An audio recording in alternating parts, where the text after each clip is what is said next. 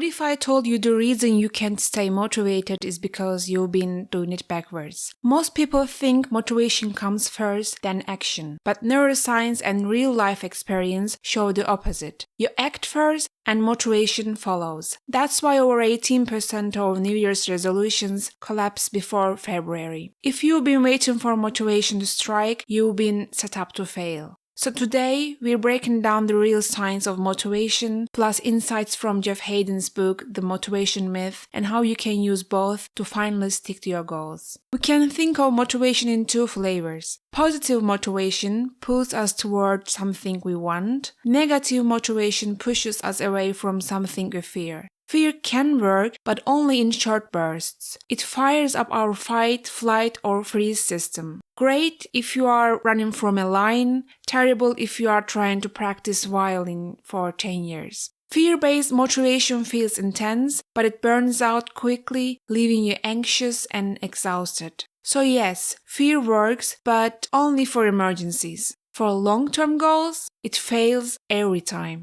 Instead, sustainable motivation comes from small wins. Every time you celebrate progress, your brain reinforces that behavior. That positive reinforcement loop, do something, recognize it, feel good, repeat, is how we stay motivated long term.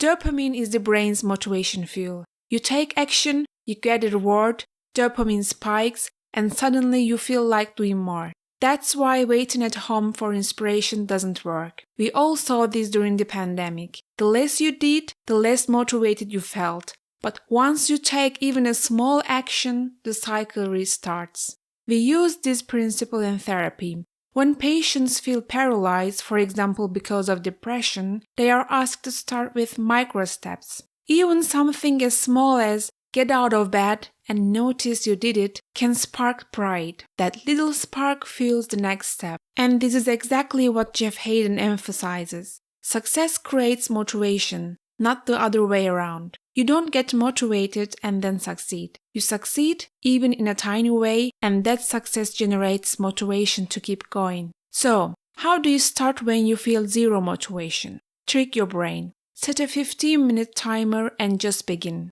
When the timer ends, reward yourself. The tiny action ignites the cycle. Action first, motivation second.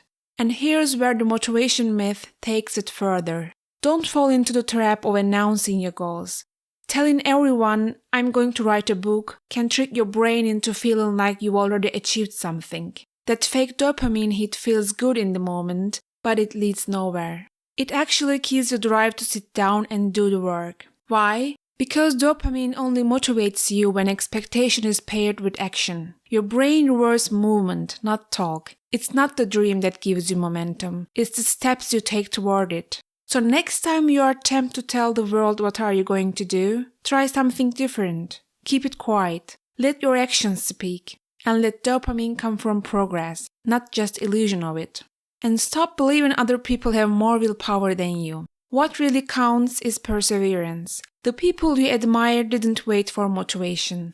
They built routines, stuck to the process, and kept moving despite setbacks. So here's the bottom line. Motivation isn't a spark you wait for. It's the result of taking action.